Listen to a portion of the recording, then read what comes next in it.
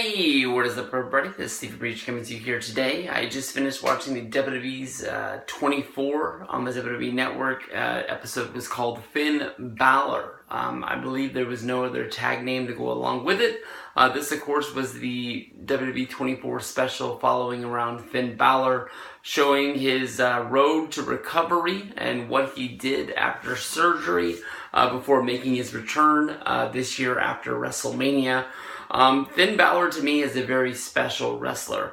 I think of him a lot as like a sort of like a blue chip prospect for WWE.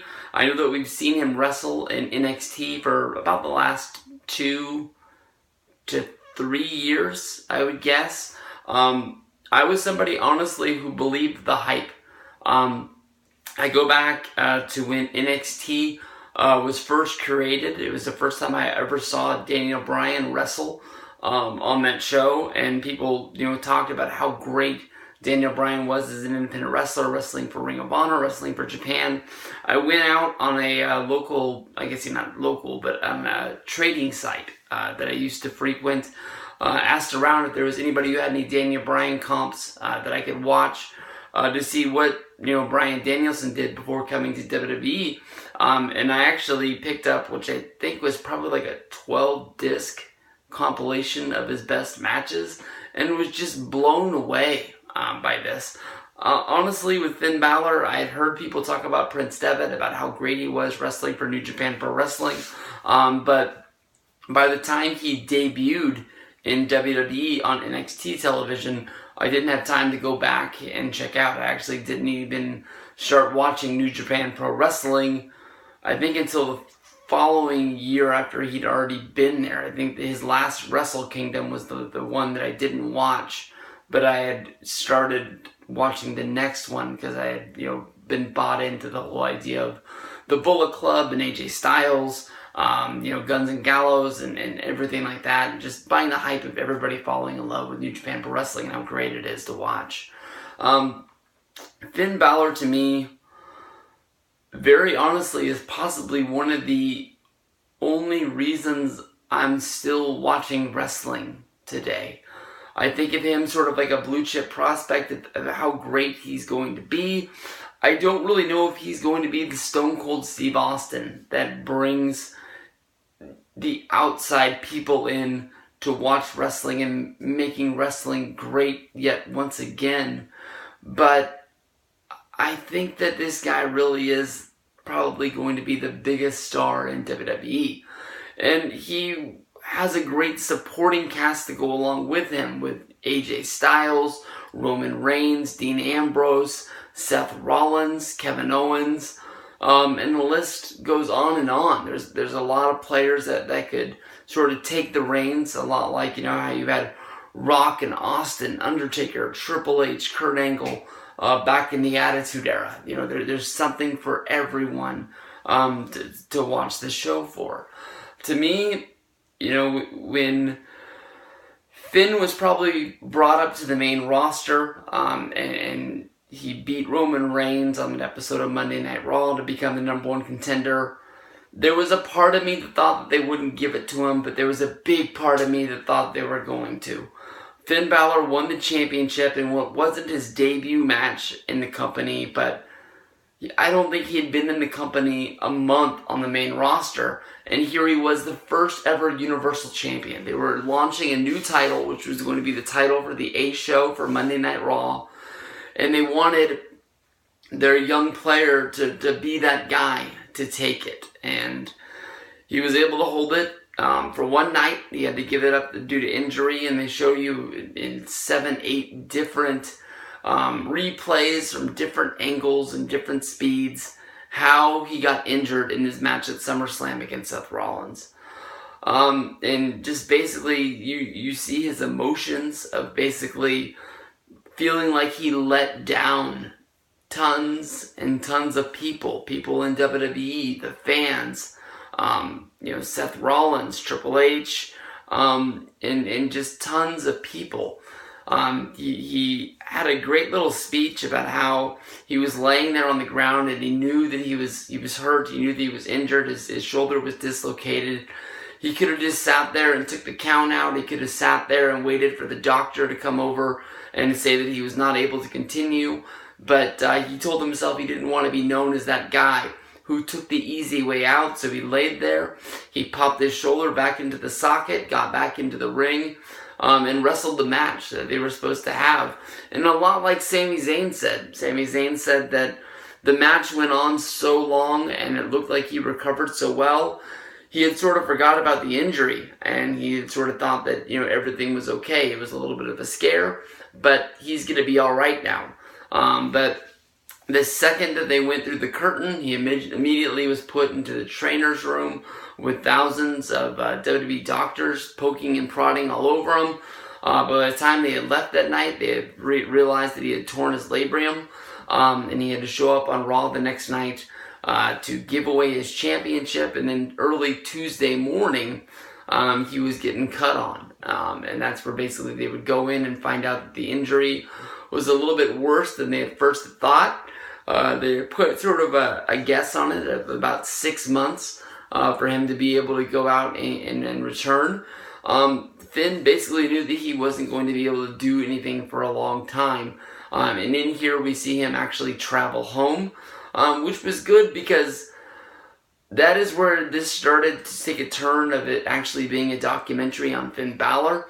I know that Finn was very new to the company, and they were trying to find a way to get people to fall in love with Finn Balor and get behind him who did not know about him when he was going to wrestle on the Beast in the East pay-per-view, which I believe was 2 years ago, where he beat Kevin Owens for the NXT Championship on the same show that Kofi Kingston wrestled against Brock Lesnar. I think that John Cena and Dolph Ziggler wrestled in a tag match against Wade Barrett and Corporate Kane, and Jericho wrestled a match against Neville. It was a WWE special that aired on the 4th of July, and I believe it was on the after the NXT before they aired this documentary. And this was actually the first time Finn Balor went home for an extended period of time to Ireland. We met his parents. We looked through his wrestling collection that his parents still keep alive from him today, from magazines to books to t-shirts, all sorts of things, from him being a kid all the way through him wrestling for Ireland companies as well as New Japan Pro Wrestling. We see him make his return to the company that he first started wrestling with in Ireland, saying that basically his career progressed so fast he was never able to actually come back and thank the fans and the wrestlers and the people there for helping launch his career. They talk briefly about Ken Anderson and the Bullet Club, where we see Albert, we see what's his real name? I feel stupid calling him that now. Is it James Bourne or... Damn. I can't remember what the heck his name is. But, he's the head trainer of the Performance Center now, the head coach, I guess they called him.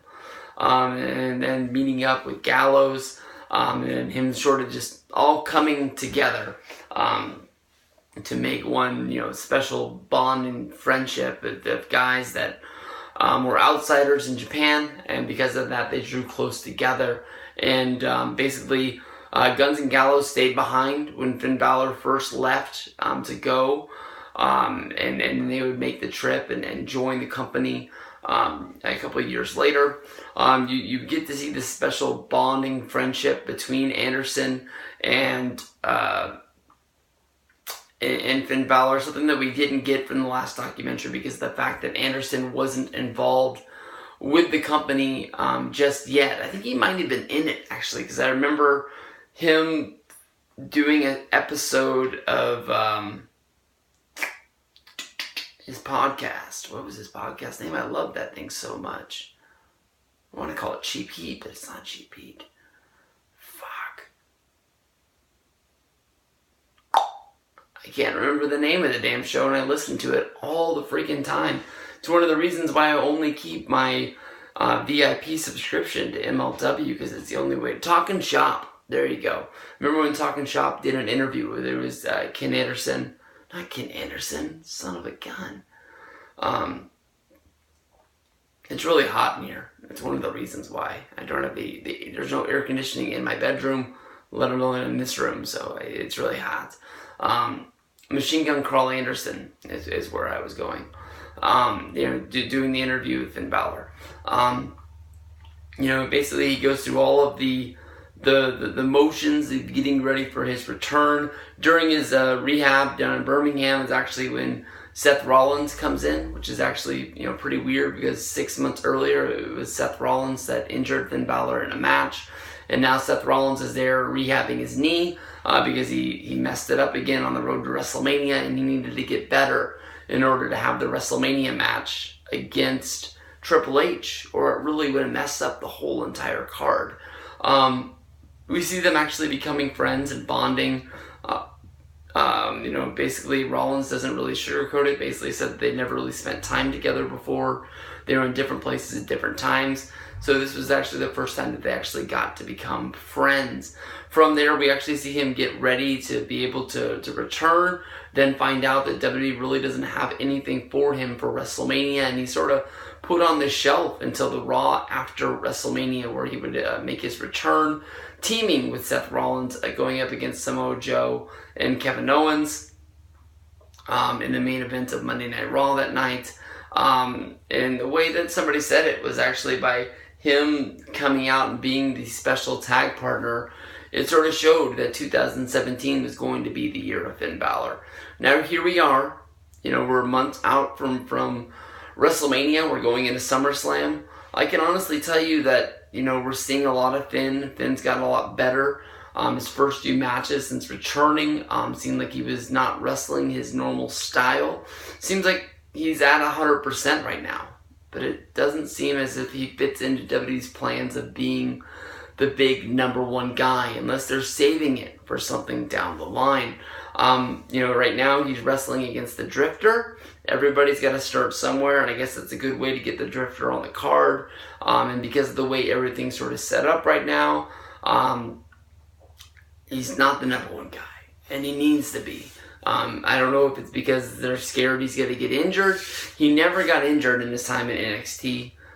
He had the one injury, but it wasn't a big spot at SummerSlam. Sometimes they just keep on going and just give him the ball and tell him to run with it. And sometimes you got to earn it. And I think that's what he's having to do right now. But really good episode. This came on the network back in May. And here we are in July. And it's the first time I've been able to check it out. So I enjoyed it. If you haven't seen it yet, make sure you go out of your way and give it a look. Peace out, everybody.